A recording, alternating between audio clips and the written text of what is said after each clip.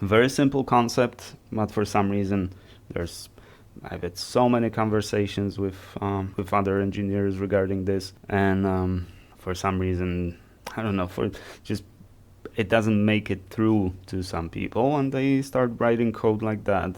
Hello, friends. Welcome back to the bench. Our quick session today will be, as soon as I connect the, I probably should have done it before. What are you gonna do? Okay, quick session today, because we want to fit in half an hour. My plan was to start working on the admin, but I figured a little lower hanging fruit would be displaying the ticket. So we can submit the ticket now. Now we want to have a link, which I already added the URL for, to display the ticket. All right, ticket/ID, and that's in the main controller. I did put in some work to the admin. We have like a skeleton of the dashboard, and we're gonna tackle that next time. But for now, this is our page.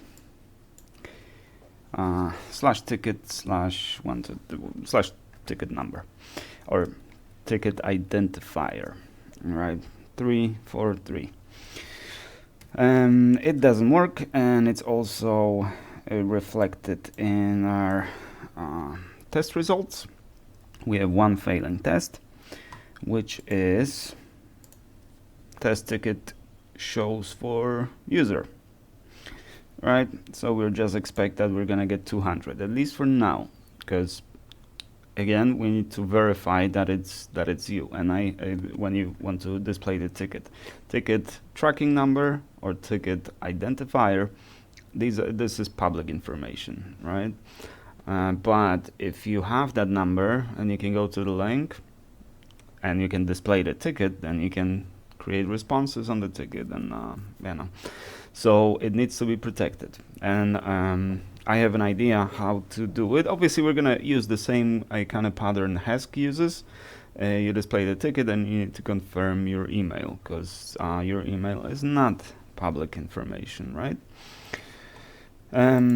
So the error we have is that fetch ticket from ticketing service doesn't return what we expect it to return. So ticket controller, so this is our ticket. I don't think we even have the template for it, but to see that, first we need to implement fetch ticket. So ticket at the moment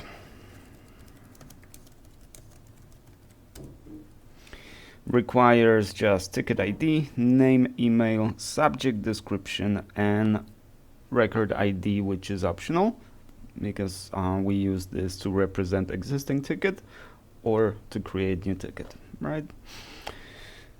We do have fetch ticket entity, which returns the ticket entity, but we don't want to work on entities because that would be kind of mirroring the framework. We don't want to marry the framework, we want to date it. So we could do this, right? Fetch table, and actually we can even just copy this, right? To fetch our entity first, it could be first or fail, and that's fine. So that's ticket entity. All right, so we have our entity, and now we could just hydrate this ticket via constructor. But as you can see, the constructor doesn't accept a phone number, it doesn't accept status, it doesn't accept a whole bunch of stuff that we're gonna need, the information that we're gonna need about the ticket. And the reason for that is that this information that we have over here is the only required information. So what we have in the constructor is the minimum required for the ticket to be a ticket, right? Right now it can be a ticket with no responses, status default, whatever. But we want to fetch the ticket and we want to hydrate the ticket with all that data. But we don't want to hydrate it via constructor, like all of this data via constructor, because some of it is not essential and not used for every operation that we need, right?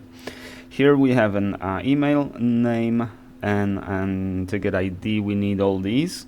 Technically, we don't need the description, and that's why it's nullable.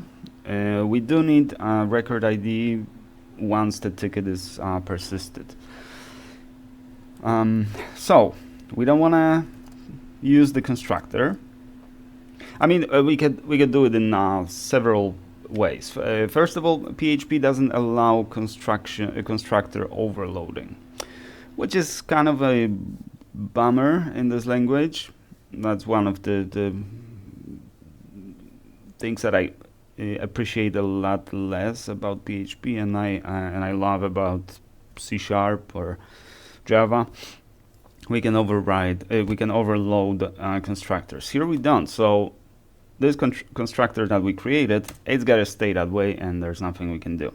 But we could, instead of hydrating with primitives, as we do right now, we could hydrate it with different requests, like creation request, call it.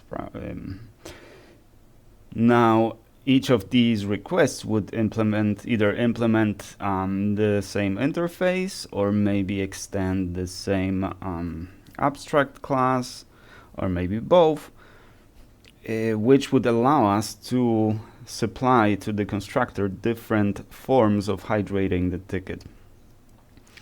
That way we could just use the constructor, and even though the constructor is not overloaded, we can still use variations of it based on the implementation of the construction arguments.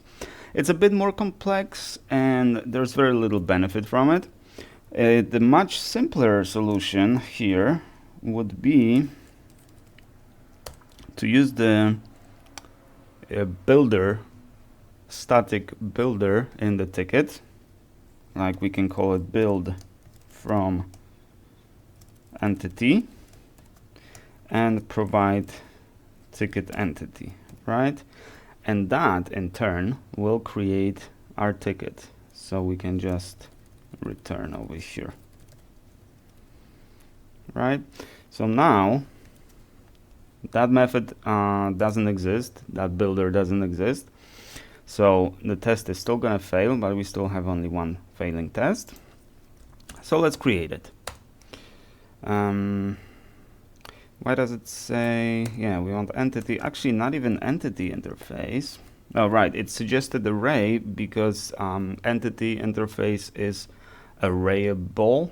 It can, if you convert it to an array, either by casting or calling to array, it will become an array.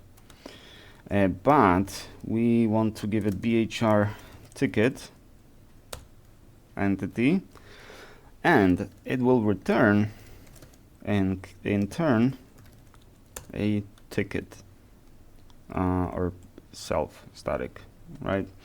But since we are maintaining PHP 7.4 compatibility, we need to annotate it this way, the return type. In PHP 8 we can just do I think static, return static, I think so, or self, well, whatever, it's not very relevant. So instance will be new static, and we can hydrate from ticket entity, ticket ID, ticket entity name, ticket entity, what's next, email.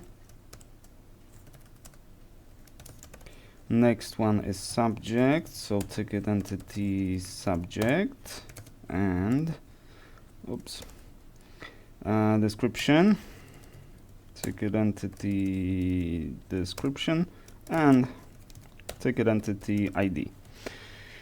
So this essentially is the equivalent of us doing that in our service, ticketing service. But the idea behind doing it this way is that now I can just do instance, and I have access to all the private properties, right? So I don't need to use the constructor because we're within the class. So private is accessible to us, right? Even though we are a static method, so no instance.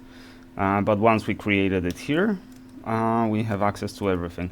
So we can just hydrate it over here once we add more data, like status, right, will be ticket entity status or something like that, right?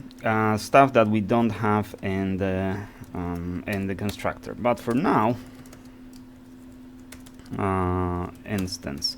For now, we're just going to return an instance, and it's saying that you don't need this variable here, and that's true. I don't need it now, but I will in the future.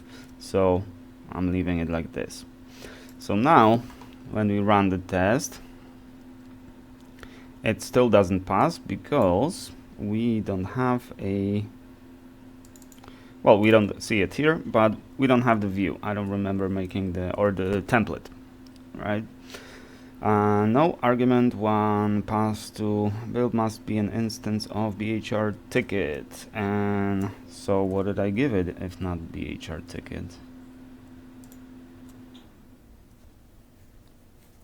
And what instance did we must be an null given? Oh, okay, right, because yeah, that ticket doesn't exist. Yeah, so let's fail gracefully over here. First returned null, right? It didn't throw an exception, because if we did first or fail, there would be an exception.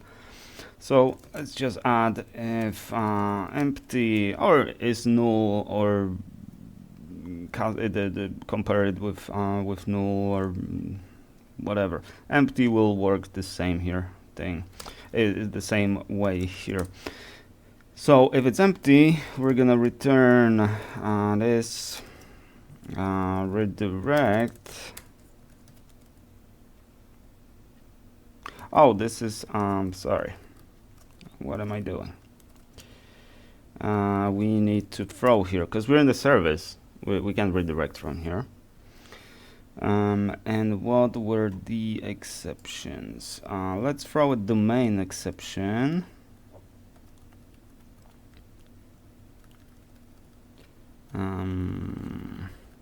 Domain objects, invalid ticket data, invalid ticket identifier. We can just throw invalid ticket identifier because we are just looking by the identifier. Invalid ticket identifier, and we don't need to add anything else over here. So let's add a, so this will still now throw a exception, which we are not catching. So let's do catch it. Why is fetch ticket not telling me that I can catch?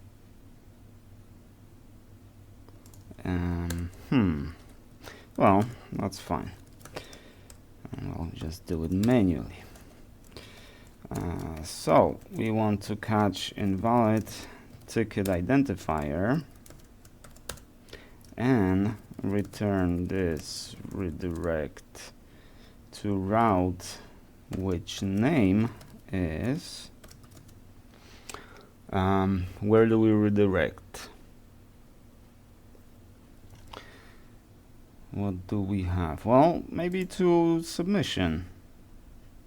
Let's redirect to ticket submission. Submit. Submit is tickets.submit.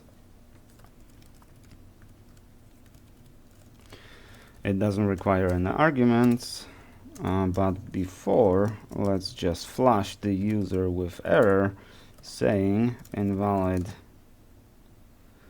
Actually, let's just do message from the exception.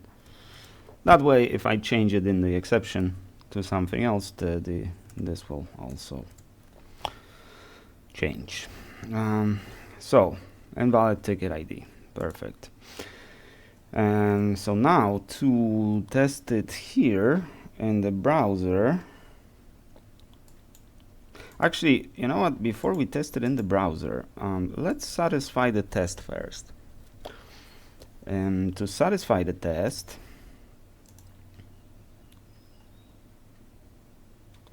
we need BHR tickets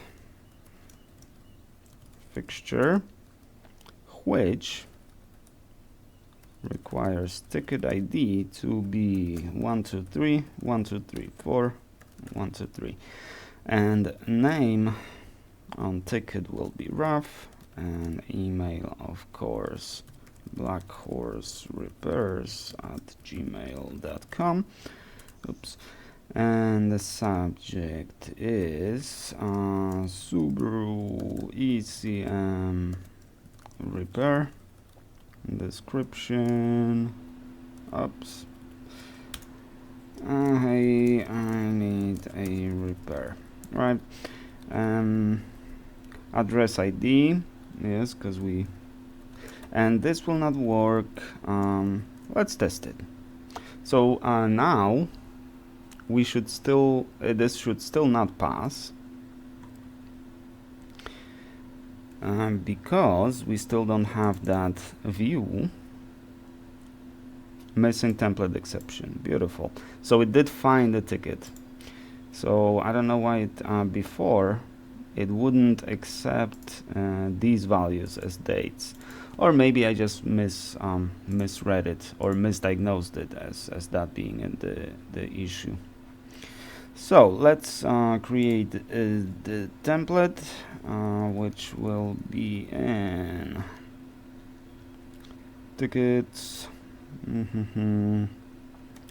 ticket submit, and what did we call the template? Tickets control ticket. Simple enough. So let's create ticket. Give it fully empty, and now let's see. Now we have all tests passing.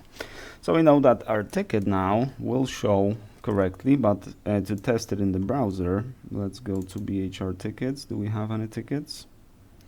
We do have some tickets, so let's get this one.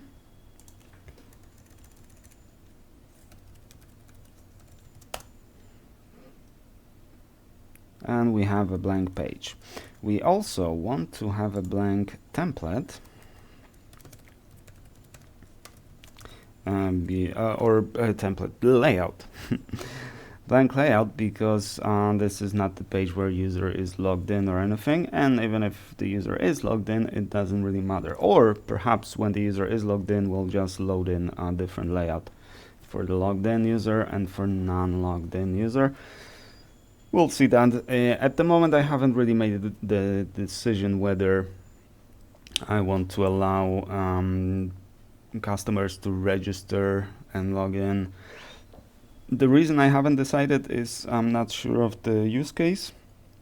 I'm not sure how other ticketing systems do it, other than Hesk and Zendesk and like few of these, like Jira, Helpdesk.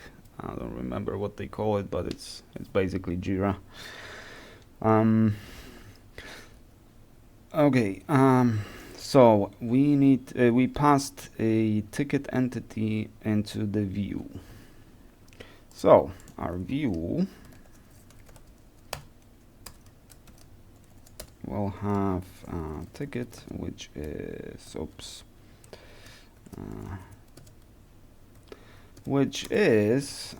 ticket, domain object ticket. So having that, let's start with a div, which will be a container. And let's do 3 on margin top. Then standard card,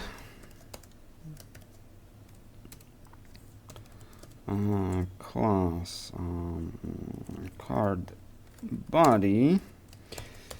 See, I have the classes now auto filling, auto suggesting, right? It works now because before I was only loading from the external service, so it's not part of the project, so PHP Storm couldn't index it. Now, working on the dashboard, I physically included those files in the project. So now I don't have to remember those. I don't have to remember the names of the classes. Let's do this. H3 class card title. There you go.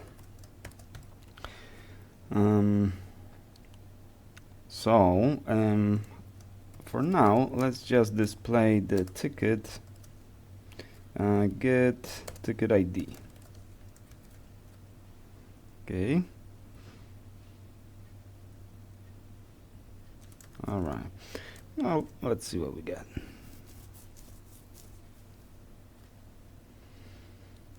Oh, it's trying to translate the page. I wonder which language it would use. Let's maybe get the title, not ID.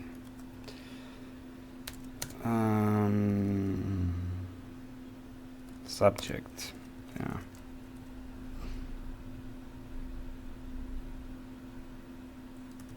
Okay, and maybe ticket ID will just go here. Get ticket ID. Something like that, just to get us started. Oops. Yes, sir. Yes, sir. I forgot to close. Let's see. Can we do just small over here? And will this work?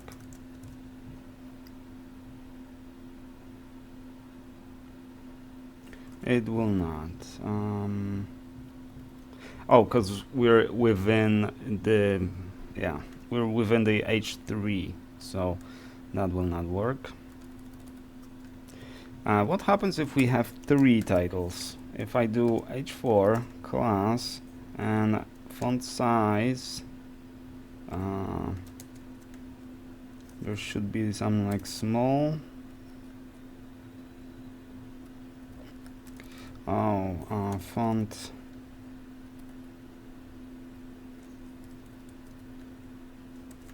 What was it called? Font size. I thought it was FS.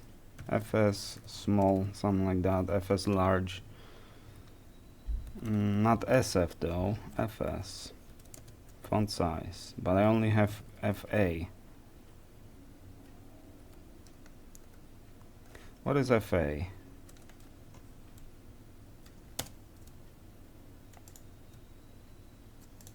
That doesn't even work. Let's try FS small.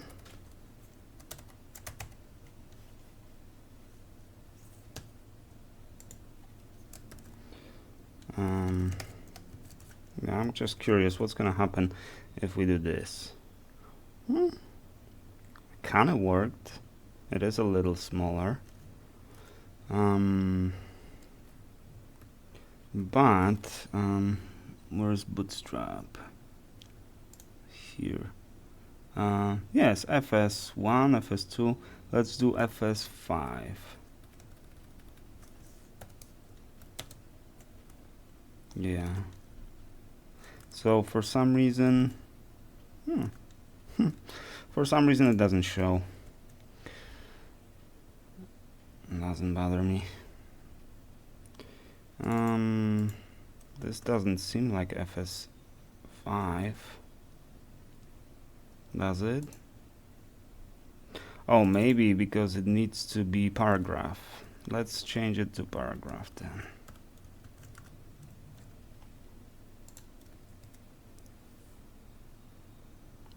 Yeah, that's better. But 5, I thought 5 would be small. Let's do FS6 then.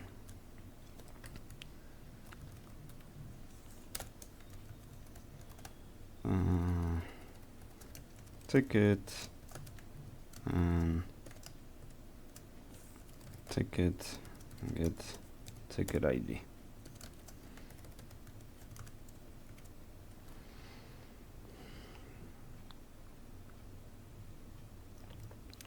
Doesn't seem like much, but that's fine. Now let's do P and class card text, and that will be our description.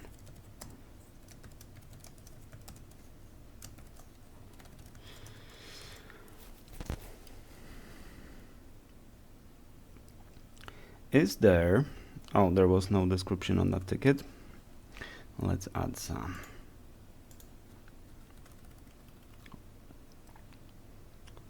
Subject description. Hello, dear sir. I need a repair on something that cannot be repaired. Whatever. Oh, and did I do it on the right ticket? Probably not. Yeah, probably not. Oh no, actually Z8Y, yeah, that's the right one. Okay, nothing too special, but let's do for now, because I will style it better. Let's do horizontal line over here to just kind of separate the title and the description. Then another HR here, and let's do button or form, or shall we just do the form underneath here to allow the yeah, for now let's do that. Do we need a form, or we can just do it nasty? Let's do this. Input. Actually, let's copy the Bootstrap forms overview form control.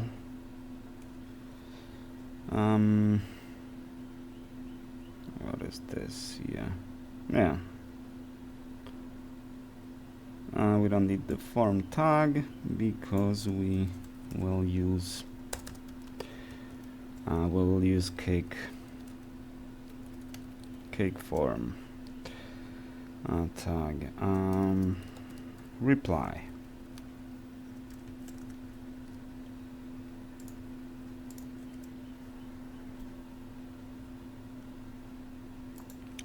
Yeah, but we need to change those into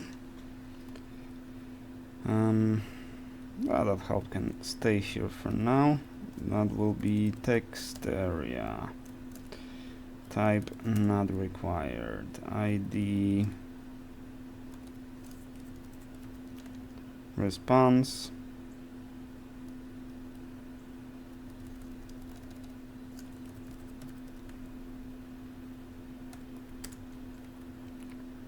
Label for response and response text area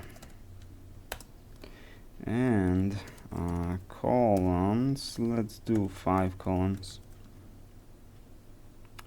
Don't we already have a component? We do have a component. Why am I not using the component? Text area component. It comes with an MB3. So this whole thing, yeah. this element,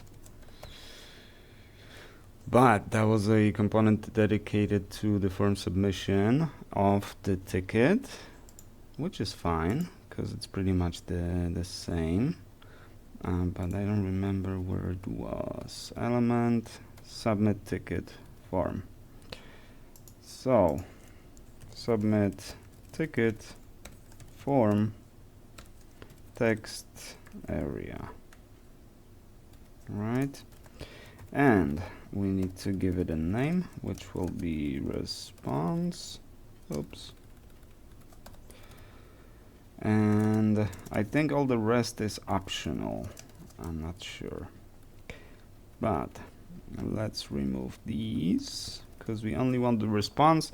There will likely be also the upload option. Label, yes, yeah.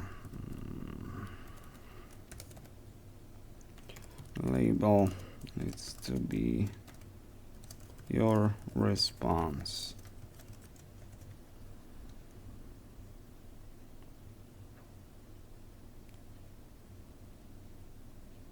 Okay, now the reply button, can we pull it right? What was the, oh crap, what was the class to pull it right? It used to be called pull right.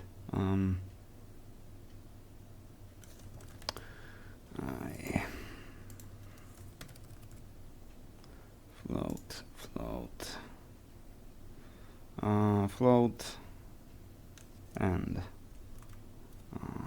float and there. Yeah. Now we want to do padding X. Let's do 4, and padding Y. Let's do 2. Let's see how that's gonna be. I don't really see the difference.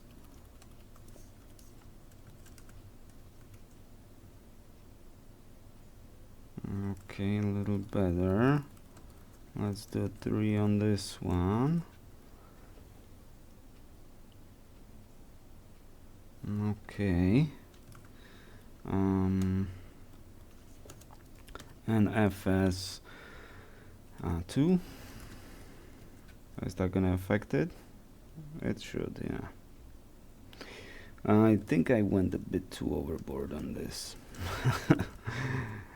I do like my buttons big, but you know, let's not go crazy with it.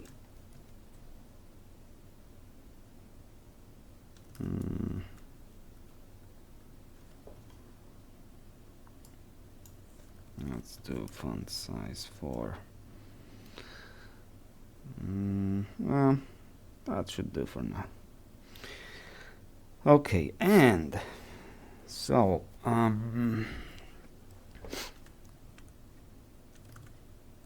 over here though, are we gonna do card within the card? No, we're gonna do a container here.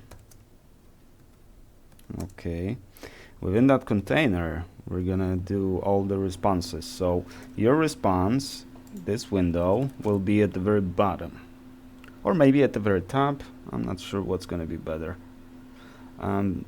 What Hesk does is pretty much it's at the bottom, so you read through the whole conversation and then you reply, right? Kind of sounds intuitive. It should be alright. But that's where the responses will go. So let's mock a response for now.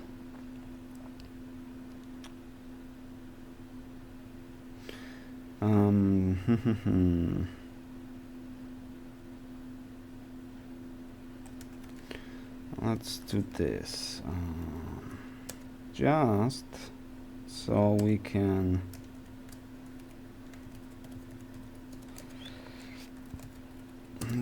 use some for eaches. So this will be first response. Let's do ID 1. This will be likely at the main object, the response, but for now I just want to use for each and just kind of control so I can kind of just play around with it. So let's do message blah for now. Now we need a way of, you know, identifying, is it our response or is it client's response, right?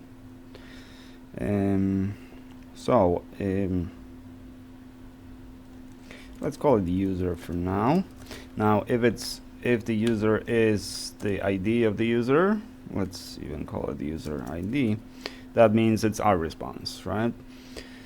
At least for now. And if the user is null, that means client's response. And there's going to be like dates and all that. And the second one,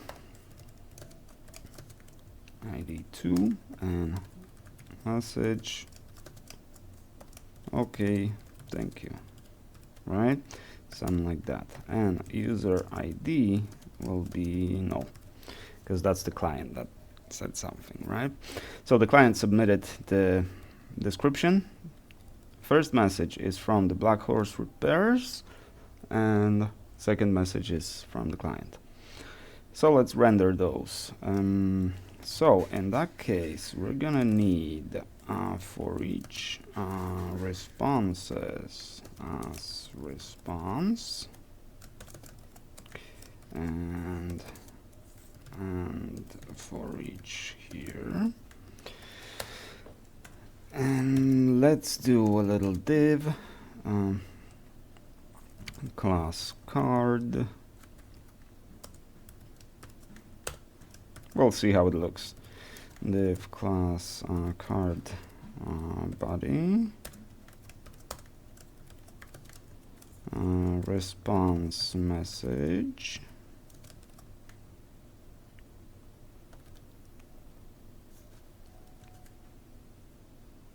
and let's see what it looks like. It does not look very good. But we need to give it a class depending on the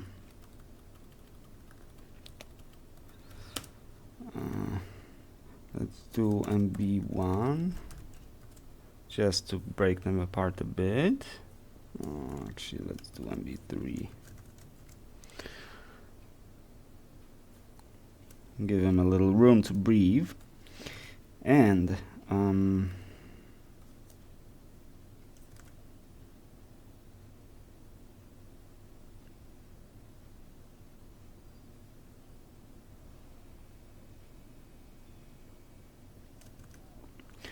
so card body. Let's do this. I hate ifing in the templates, but sometimes you gotta do what you gotta do. And right now we're just kind of mocking it, so most likely there will not be this ifing in over here. I don't like conditions, or especially too many conditions in the view. I just don't like any logic in the views. Everything should be supplied to the view in a kind of a straightforward way, in my opinion at least. So if our response user ID is null or 0, so let's do empty. If it's empty, that means it's the client.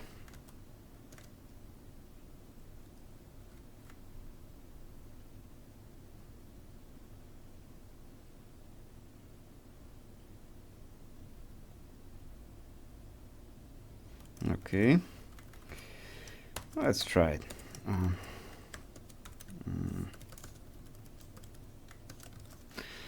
So this is what we do when this is the client.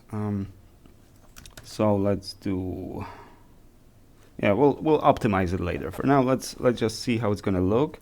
So let's do p class fs like 5 or whatever, or there's probably 6 as well. Yeah. So user ID is empty, so it as our client that wrote this. So this will be ticket, oops, get name,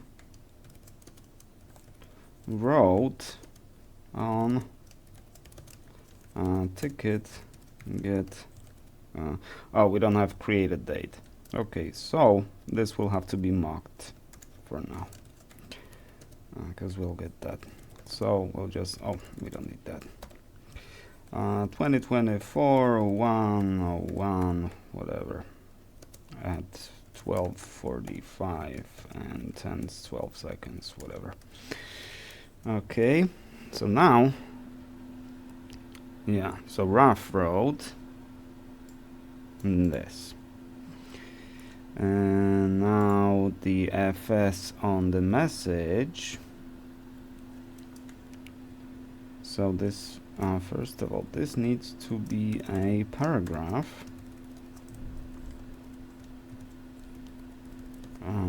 With class font size 3, it'll be bigger. Probably a bit too big. I mean, I like it when it's this big.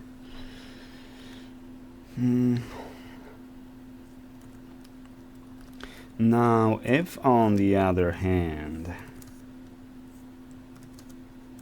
not empty response user ID, that means user wrote it.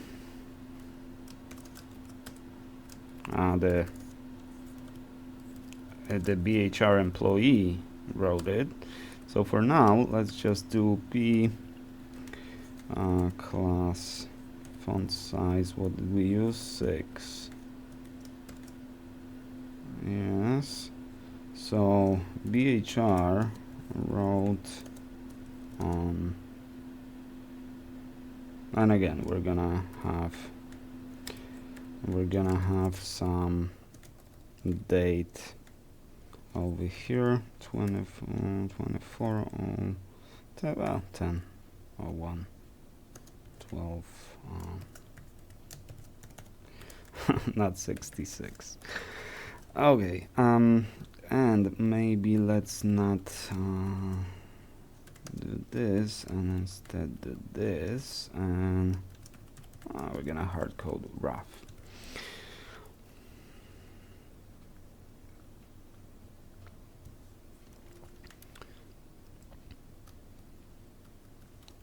And do hello, and who was the name over here? Oh, because both are rough. Okay, let's change that.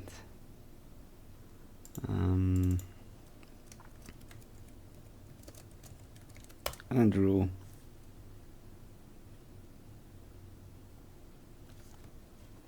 Andre Smith.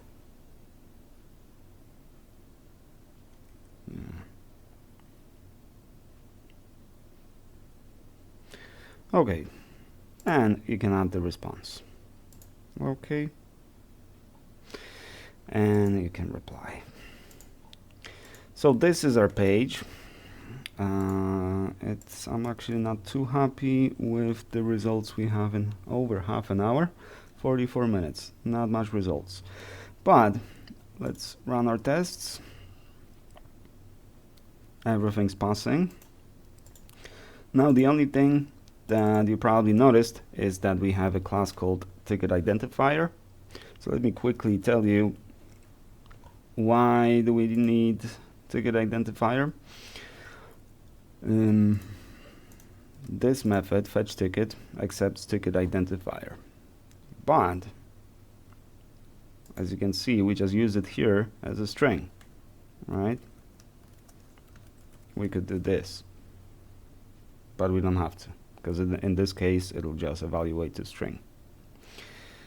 But let's actually keep it that, and let's keep the casting explicit. The reason for all that, because you might think, if it's, because how did we create it? We created it in the ticket controller, and we just create a new instance and give it string as an argument, and then we fetch that argument we fetch that property from the object. Why do we use an object? Isn't that a waste of memory? String is going to be smaller, maybe not much, but a little smaller than the object. Less allocations should be more efficient, right? Well, machines are pretty easy to scale. Humans a little less so, or I would even say very hard to scale. So what we favor over here is the ease of use, the maintainability. By maintainability, I mean imagine that we give it the invalid ticket ID. So we know this one doesn't exist, but we don't have to check the database, right? Even if I disable the access to the database, this will not go through because it'll crop out over here, because it'll throw an exception. And actually, let's move this here, like so.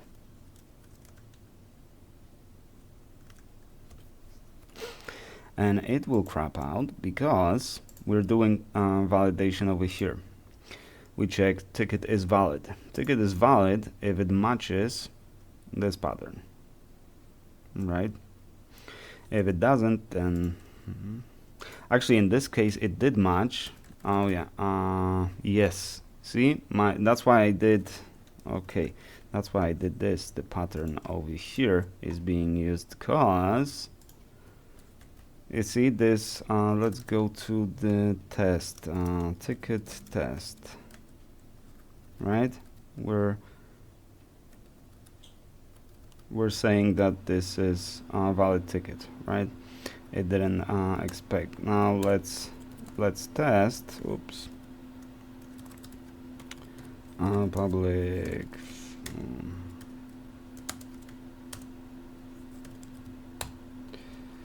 Test invalid ticket ID. I just realized that. So our ID 1231234 this is wrong key. So this is our valid ticket ID, right? So ticket is valid ID should return true now, right? If we run all the tests, it's passing. But if we do this, we should assert false, right?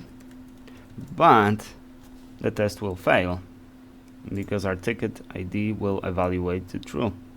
Yep, expected false got true. And the reason for that is because I messed up this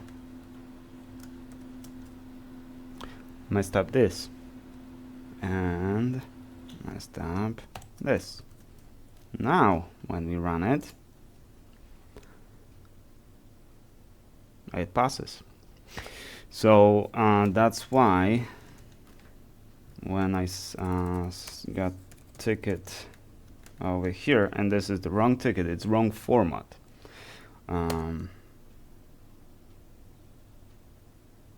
Yep, invalid ticket ID, but we didn't even reach into the database because we don't have to, because we know the ticket ID is invalid.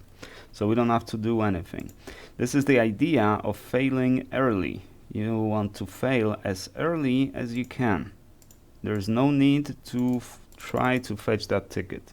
There's no need to reach to the database to check if that ticket exists. No need to transmit that information from the data and then perhaps throw a dedicated exception or return something or whatever. For the system to be maintainable, when something goes wrong, we need to catch it early and just stop there, because we know there's nothing we can do with this ticket ID. It's an invalid ID, right? We're not even going to start checking the database. We're not going to even initiate the process. That's why ticket identifier, because now if I accepted string over here instead of ticket identifier, I have to do the same thing here. Check if the ticket identifier is, or ticket ID string is valid, if it matches my pattern. And every single method that would require ticket ID, and there's going to be tons of them requiring ticket ID, because everything rotates, everything revolves around the ticket in this system, because it's a ticketing system, right? So every single method would have to include that line, check whether the ticket is valid.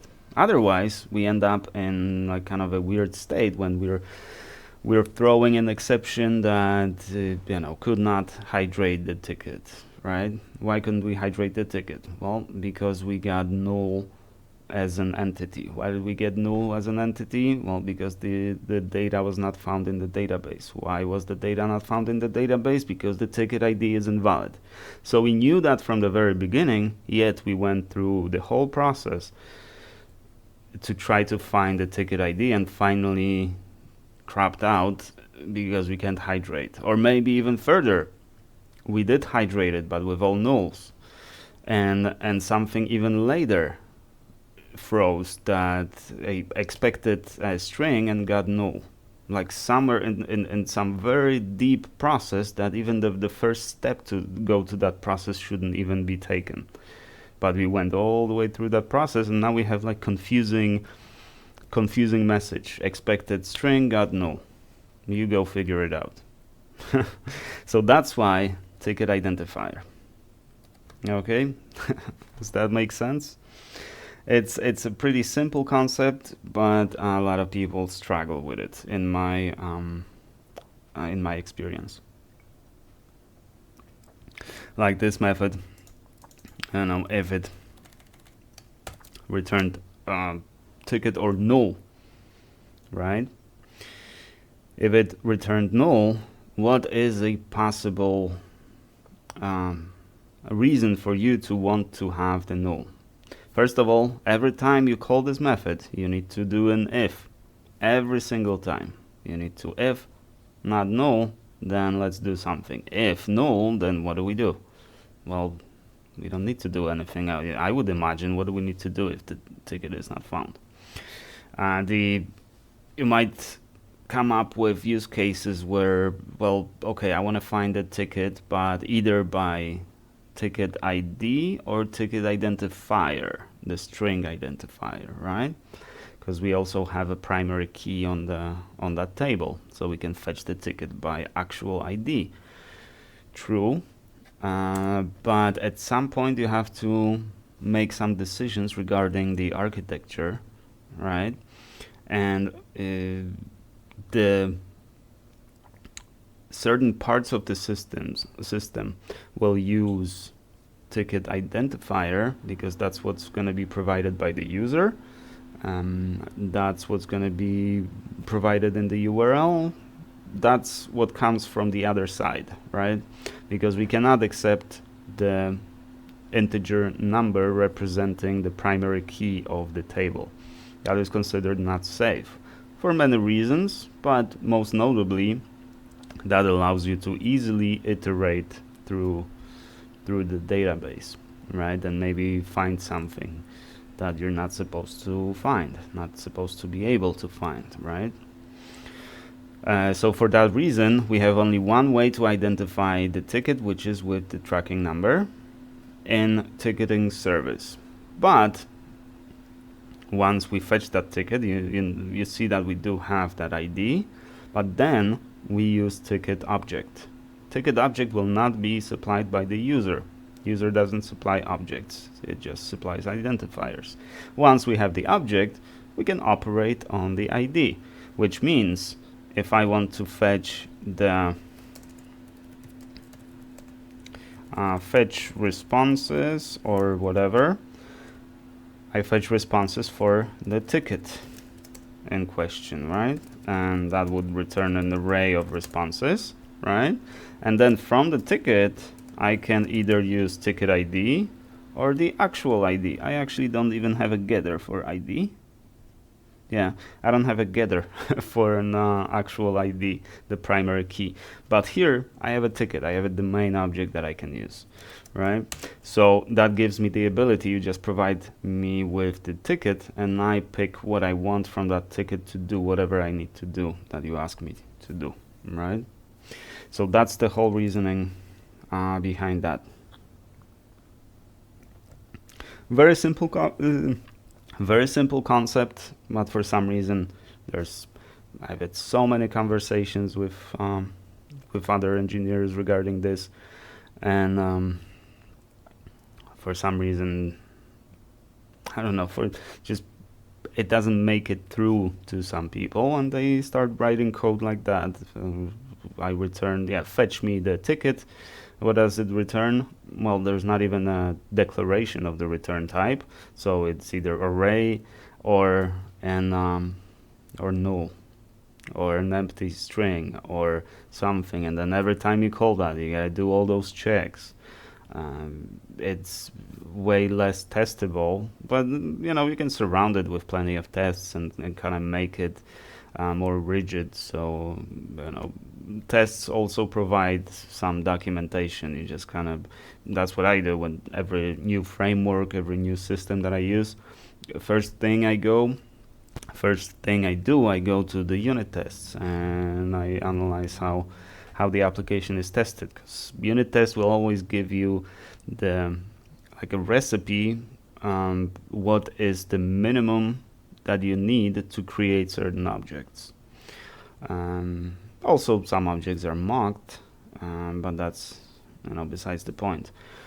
Also, how the flow is, the expectation of what this is responsible for, how it's maybe not how it's supposed to be used, but what's the minimalistic way of using it. Because in the test, you're going to mock some stuff, you're going to do new objects inline in the arguments and all that stuff that technically you shouldn't do in the production code.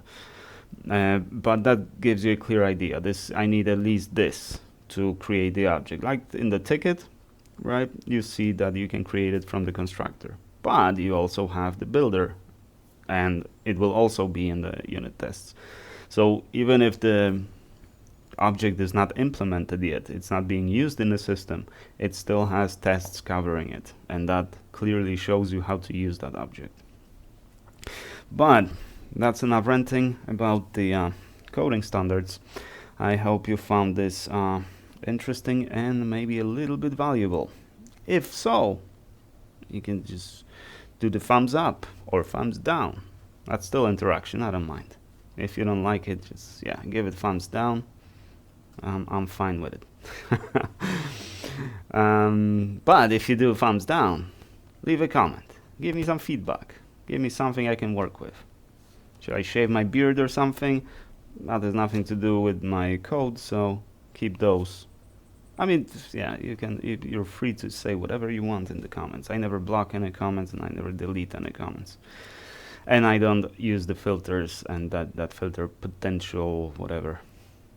Potentially harmful comments or stuff like that. And despite that, the comments posted on my videos, still users or my viewers report that I left 2 comments and they disappeared, and this is the 3rd one I'm leaving, and I didn't delete them.